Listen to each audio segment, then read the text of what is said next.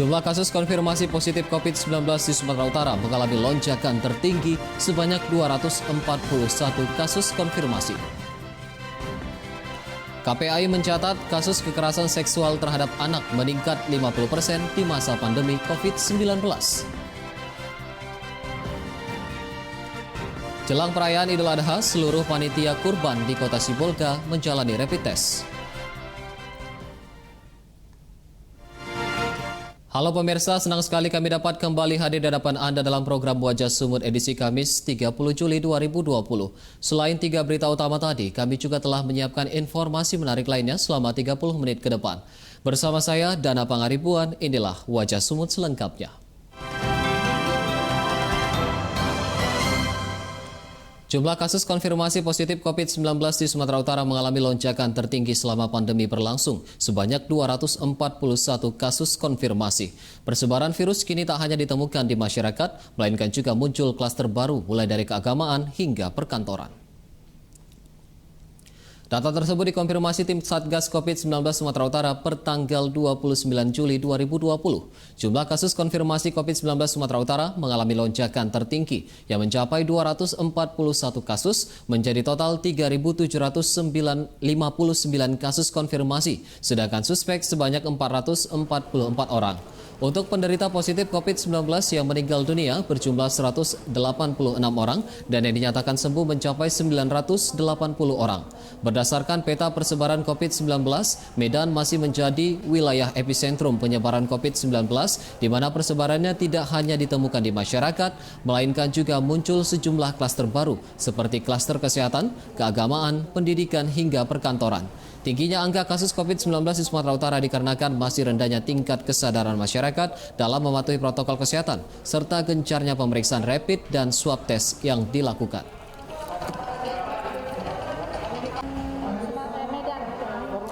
Seorang hakim yang bertugas di Pengadilan Agama Lubuk Pakam kelas 1B terkonfirmasi positif COVID-19.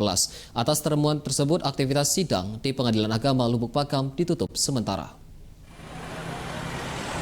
Kantor yang berada di Jalan Mahoni, Kompleks Perkantoran Pemerintahan Kabupaten Deli Serdang, kini tutup dan sepi. Penutupan dilakukan setelah salah seorang hakim di Pengadilan Agama Lubuk Pakam dilaporkan positif COVID-19 berdasarkan uji swab. Di pintu gerbang masuk terpasang spanduk pemberitahuan penutupan kantor sejak tanggal 27 Juli hingga 3 Agustus mendatang. Seluruh aktivitas persidangan juga dihentikan sementara guna mengantisipasi penyebaran COVID-19. Sebelumnya, seorang hakim Pengadilan Agama Lubuk Pakam kelas 1B berjenis kelamin perempuan warga Kisaran terkonfirmasi positif COVID-19. Hakim tersebut sebelumnya mengalami sakit dan dirawat di Rumah Sakit Umum Grand Medistra Lubuk Pakam.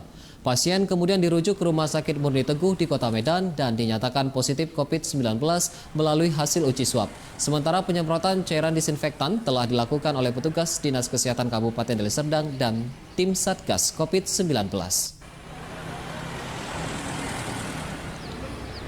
Sebanyak 30 orang prajurit TNI peserta didik Rindam 1 Bukit Barisan dinyatakan positif COVID-19 berdasarkan hasil uji swab. Dari 30 orang tersebut, 27 orang sudah dinyatakan sembuh, sementara 7 orang lainnya saat ini sedang menjalani perawatan di rumah sakit. Hal tersebut disampaikan Pangdam 1 Bukit Barisan Maijen TNI Irwansyah pada saat kunjungan kerja ke Markas Komando Korem 022 Pantai Timur. Pangdam menyebutkan 30 orang prajurit TNI peserta didik di Resimen Induk Kodam 1 Bukit Barisan dinyatakan positif COVID-19 berdasarkan hasil uji swab. Sebelumnya dilakukan rapid test terhadap 2.300 personil di Makorindam dan ditemukan sebanyak 78 orang yang reaktif. Dari hasil temuan tersebut, pihaknya kemudian melakukan pemeriksaan melalui uji swab terhadap 78 orang tersebut dan hasilnya 30 orang terkonfirmasi positif COVID-19. Pihak Kodam 1 Bukit Barisan kemudian mengambil langkah mengisolasi ke-30 orang tersebut di Rumah Sakit Khusus COVID-19. Sebanyak 20 orang telah dinyatakan sembuh berdasarkan 2 kali pemeriksaan swab dan sisanya masih menjalani perawatan di rumah sakit. Kemudian dari 78 itu kita swab, ya kan, PCR. Nah, ditemukanlah ada 30 orang yang positif. Nah, udah itu kita ambil langkah-langkah isolasi mandiri, ya kan. Nah, setelah diisolasi sekian hari sembuhlah ada 23 orang. Sekarang tinggal 7 orang lagi. 3 orang warga Pantai Labu meminta maaf atas postingan di media sosial yang mereka unggah terkait pasien COVID-19 yang meninggal dunia. Ketiganya mengaku bersalah atas kegaduhan yang terjadi terkait informasi hoaks tersebut. Permohonan maaf ketiga orang warga Pantai Labu disampaikan kepada sejumlah wartawan di posko aspirasi wartawan Polresta Deli Serdang di Lubuk Pakam. Ketiga warga ini mengaku tidak bermaksud menghina profesi wartawan terkait persoalan anggota keluarga mereka yang sebelumnya diberitakan meninggal dunia karena COVID-19. Sebelumnya pihak keluarga hanya menerima surat keterangan kematian dengan diagnosa gagal pernafasan, namun belakangan pihak Rumah Sakit Umum Daerah Deli Serdang menyampaikan hasil uji swab yang menyatakan pasien tersebut positif COVID-19. Ketiganya mengaku terpancing emosi dengan informasi yang beredar di media sosial hingga menuliskan kalimat tidak pantas kepada profesi wartawan. Ketiganya meminta maaf dan meminta persoalan tersebut dapat diselesaikan dengan kekeluargaan. Untuk kepada pihak wartawan, sebenarnya tidak ada maksud dan niat untuk menjatuhkan nama wartawan. Pada saat itu saya terpancing emosi kepada teman-teman di media sosial yang telah menyebarluaskan. Personil Yonif 122 dan Polres Simalungun mengadakan simulasi penanganan COVID-19 di Markas Komando Yonif 122 di Simalungun. Simulasi dilaksanakan guna memberikan pemahaman kepada seluruh personil yang terlibat dalam penanganan COVID-19. Pelaksanaan simulasi disaksikan Panglima Kodam 1 Bukit Barisan Mayor Jenderal TNI Irwansyah dan Bupati Simalungun JR Saragi. Kegiatan simulasi diikuti personil Batalion Infanteri 122, personel Polres Simalungun, Dinas Kesehatan dan Satuan Polisi Pamong Praja Kabupaten Simalungun. Dalam simulasi ini, para petugas memperagakan penanganan pasien COVID-19 sesuai protokol COVID-19 guna memberikan edukasi kepada seluruh personil yang terlibat dalam penanganan pasien COVID-19. Dalam kegiatan tersebut, Pangdam menghimbau masyarakat turut berperan serta dalam pencegahan penyebaran COVID-19 dengan mematuhi protokol kesehatan dan tidak menolak jenazah pasien yang meninggal akibat COVID-19.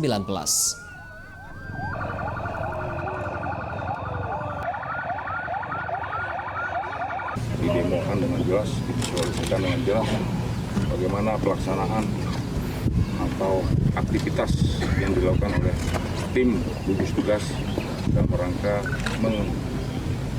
merespon setiap adanya laporan dari masyarakat tentang. Pemirsa, usai jeda akan hadir informasi mengenai KPAI mencatat kasus kekerasan seksual terhadap anak meningkat 50% di masa pandemi COVID-19. Tetaplah bersama kami.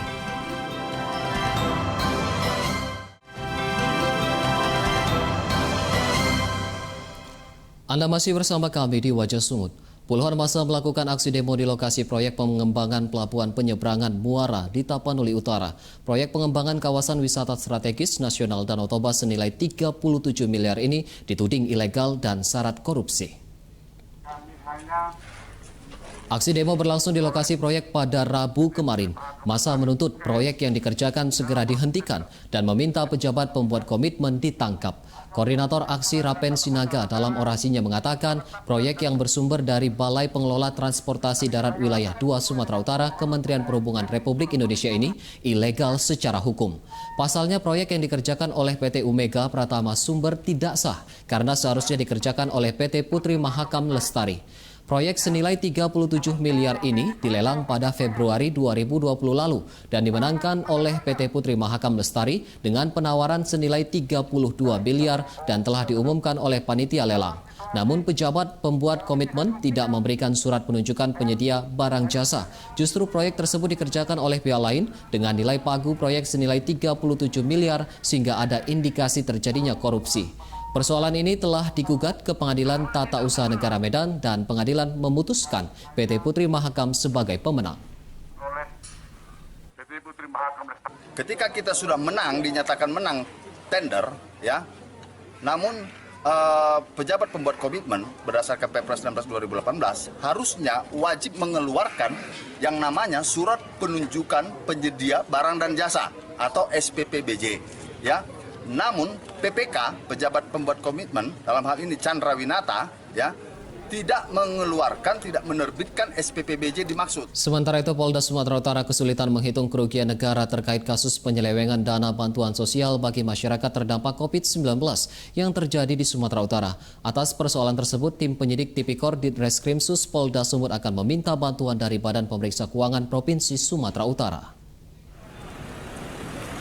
Bareskrim Mabes Polri menemukan 102 kasus dugaan penyelewengan dana bantuan sosial bagi masyarakat terdampak COVID-19 di Indonesia. Salah satunya di Sumatera Utara dengan jumlah kasus tertinggi sebanyak 38 kasus. Kasus ini pun tengah diselidiki Direktorat Reserse Kriminal Khusus Polda Sumut. Terkait penanganan kasus Bansos, Kapolda Sumut Irjen Pol Martuani Sormin mengatakan pihaknya mengalami kesulitan dalam perhitungan kerugian keuangan negara. Polda Sur rencananya akan meminta bantuan kepada Badan Pemeriksaan Keuangan Provinsi Sumatera Utara guna tindak lanjut proses hukumnya. Hingga saat ini Polda Sur telah memeriksa sejumlah orang terkait kasus ini. Sementara berdasarkan hasil penyelidikan, motif yang ditemukan diantaranya pemotongan dana dan pembagian yang tidak merata. Pemotongan dana sengaja dilakukan perangkat desa serta pemotongan berlandaskan azas keadilan bagi mereka yang tidak menerima bantuan. Yang perlu mungkin kita harus tahu bahwa untuk yang paling sulit adalah masalah perhitungan keuangan negara, kerugian keuangan negara. Dan ini kami tidak bisa sendiri, dan ini perlu bantuan dari BPKB atau pihak lain yang untuk menghitung kerugian keuangan negara. Ketua Komisi Perlindungan Anak Indonesia Aris Merdeka Sirait menyampaikan kasus kekerasan terhadap anak mengalami peningkatan di masa pandemi COVID-19. Dari 3.700 laporan, 50% didominasi kasus kekerasan seksual terhadap anak. Berapa, Bu? 36. Oke. Hal tersebut ditegaskan Ketua Komnas Perlindungan Anak Indonesia Aris Merdeka Sirait saat menghadiri peringatan Hari Anak Nasional 2020 di Dusun 8 Sidomuncul, Desa Gunung Rinti, Deli Serdang. Menurut Aris Merdeka Sirait, selama masa COVID-19 kurun waktu 3 bulan dari Maret hingga Juni 2020, kasus kekerasan anak yang diterima Kementerian Perempuan dan Perlindungan Anak sebanyak 3.700 kasus, di mana sebanyak 50% merupakan laporan kasus kekerasan seksual terhadap anak. Pada peringatan Hari Anak Nasional 2020, Aris Merdeka Sirait menghimbau para orang tua dan pihak terkait bisa bekerja sama memutus rantai kekerasan terhadap anak agar seluruh anak Indonesia dapat dilindungi. Dalam acara Hari Anak Nasional 2020 ini, Komnas Perlindungan Anak Indonesia bersama Lembaga Perlindungan Anak Sumut dan Deli Serdang memberikan akta kelahiran anak gratis serta memberikan penghargaan terhadap anak dan tokoh masyarakat pelindung anak-anak. Simbolis ya.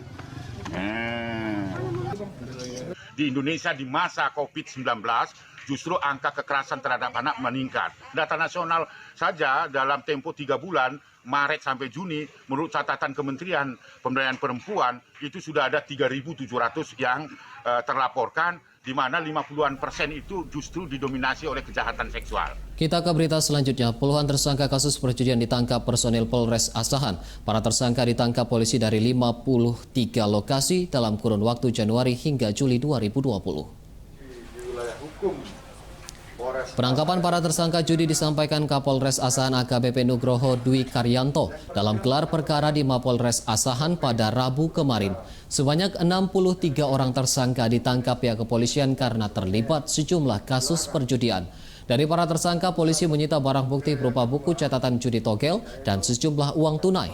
Para tersangka kasus perjudian ini ditangkap polisi dari 53 lokasi dalam kurun waktu Januari hingga Juli 2020. Para tersangka dijerat dengan pasal 303 ayat 1 dengan ancaman hukuman maksimal 2 tahun penjara. Selama tahun 2020, dari bulan Januari sampai dengan bulan Juli, ya sebanyak 53 LP dan 63 tersangka. Ya, ini mereka ini tangkap ini Pak penulis atau bandar Pak? Ada yang penulis, ada yang koordinator, bermacam-macam. Usai jeda kami akan kembali dengan informasi mengenai jelang perayaan Idul Adha. Seluruh panitia kurban di Kota Sibolga menjalani rapid test. Tetaplah bersama kami.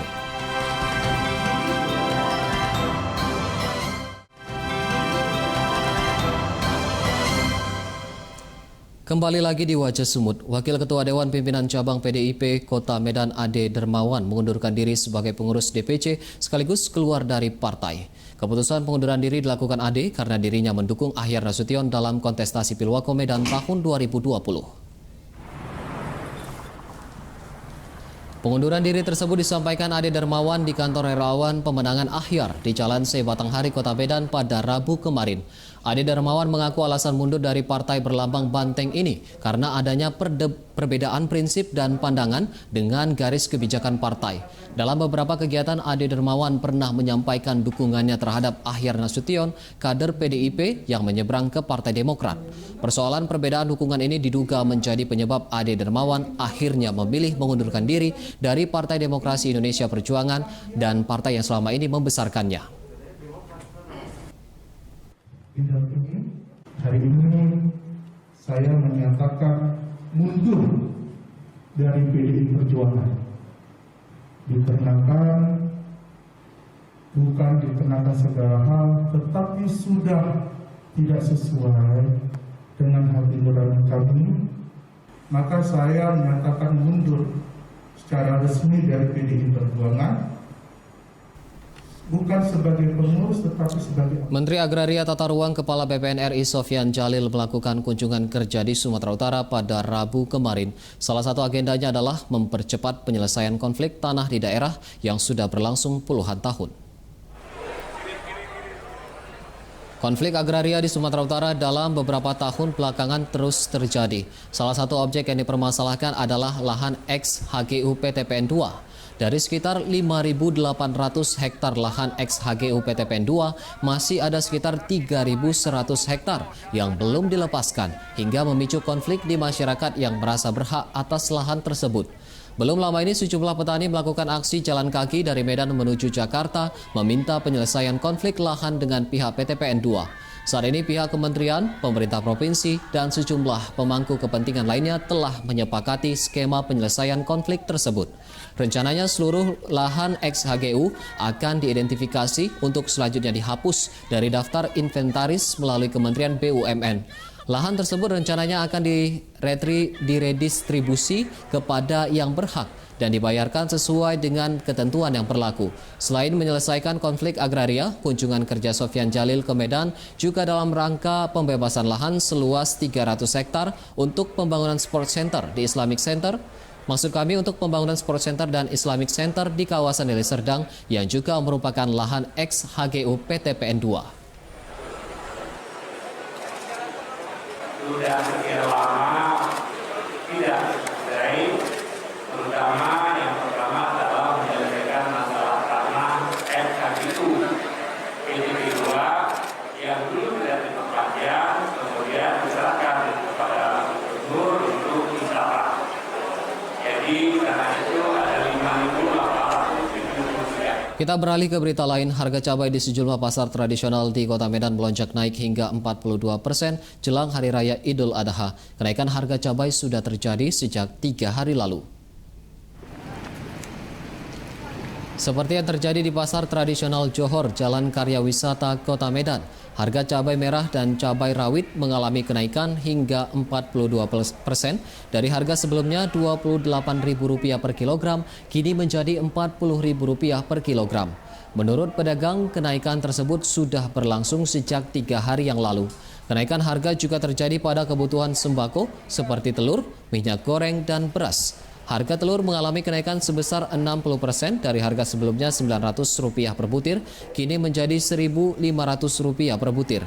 Sedangkan harga minyak goreng naik 8% dari sebelumnya Rp9.500 per kilogram, kini menjadi Rp10.300 per kilogram. Kenaikan harga bahan-bahan pokok diprediksi akan terus terjadi hingga pelaksanaan Hari Raya Idul Adha 1441 Hijriah. Pemirsa, jelang Idul Adha 1441 Hijriah, pemesanan hewan kurban di Binjai mengalami penurunan mencapai 50%. Kondisi pandemi COVID-19 yang terjadi saat ini mempengaruhi permintaan masyarakat terhadap pemesanan hewan kurban. Salah seorang pedagang hewan kurban, Ristianto, mengatakan untuk tahun ini para pedagang tidak berani menstok hewan kurban dalam jumlah besar. Pasalnya penurunan pembelian sudah diprediksi akan terjadi dikarenakan pandemi COVID-19. Untuk tahun ini hewan kurban yang dijualnya hanya berkisar 20 ekor saja, sedangkan pada tahun sebelumnya dia mampu menjual hewan kurban sebanyak 49 ekor. Padahal untuk harga masih standar dan tidak ada kenaikan harga. Sementara untuk Kota Binjai per tanggal 20 Juli 2020 terdapat sekitar 890 ekor hewan kurban yang dipesan, sementara pada tahun lalu jumlah hewan kurban yang dipesan mencapai 1.595 ekor. Menurut para pedagang, penurunan ini terjadi disebabkan dampak pandemi COVID-19 yang terjadi saat ini. Warga lebih memilih untuk membeli kebutuhan sehari-hari daripada membeli hewan kurban.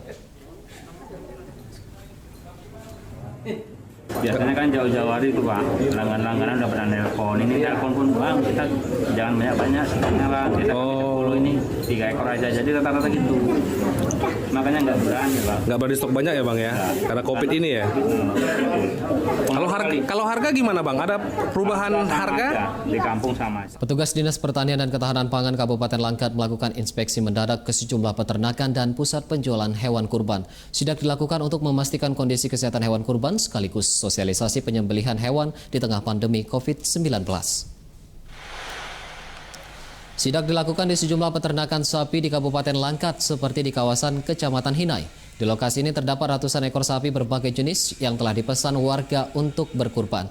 Petugas kemudian melakukan pemeriksaan acak terhadap hewan kurban yang telah dipesan tersebut, meliputi kondisi kesehatan dan kelengkapan bagian tubuh hewan. Menurut petugas Dinas Pertanian dan Ketahanan Pangan Kabupaten Langkat, Dr. Hewan Khalilul Bahri, pihaknya telah melakukan sidak ke 23 kecamatan di Langkat untuk memeriksa kondisi hewan kurban. Dan sampai saat ini belum ditemukan adanya hewan kurban yang tidak layak sembelih. Selain melakukan sidak, Dinas Pertanian dan Ketahanan Pangan Langkat juga akan membagikan masker, face shield, sarung tangan, hingga hand sanitizer kepada panitia kurban, termasuk himbauan menjaga jarak antara panitia dan warga saat pembagian daging kurban dilaksanakan. Yang diperiksa yang pertama adalah kesehatan, kemudian kecukupan umur. Jadi sapi-sapi atau ternak yang dikurbankan adalah ternak yang cukup umur. Jadi kalau untuk sapi umurnya di atas 2 tahun. Kalau untuk kambing di atas 1 tahun. Sedangkan jelang perayaan Idul Adha, seluruh panitia kurban bersama pegawai kecamatan hingga kelurahan di Kota Sibolga menjalani rapid test. Pelaksanaan rapid test dilakukan guna memutus mata rantai penyebaran COVID-19. Pelaksanaan rapid test dilakukan di Aula Gedung Badan Amil Zakat dan seluruh kantor camat di Kota Sibolga. Sebanyak 1.453 orang yang terdiri dari panitia kurban, pegawai kantor kecamatan, kelurahan, dan para lansia menjalani rapid test. Menurut Kepala Dinkes Sibolga Firman Syahulu, rapid test dilaksanakan guna memutus mata rantai penyebaran COVID-19 di Kota Sibolga. Sementara data dari Satgas COVID-19 Kota Sibolga, sebelumnya terdapat 12 orang terkonfirmasi positif COVID-19 berdasarkan hasil uji swab. Dari 12 orang positif, 8 orang telah dinyatakan sembuh dan 2 orang lagi masih menjalani perawatan di rumah sakit rujukan di Kota Medan. Maka kita juga melakukan pemeriksaan kesehatan dan sekaligus melakukan rapid test kepada semua panitia penyelenggara penyembelihan hewan kurban di Kota Sibolga, supaya dengan kegiatan ini kita harapkan nanti hewan kurban yang dibagikan ke masyarakat bisa aman, nyaman, dan pemirsa, informasi tersebut sekaligus menjadi penutup Wajah Sumut edisi hari ini. Kita berjumpa kembali dalam Dialog Sumut sesaat lagi.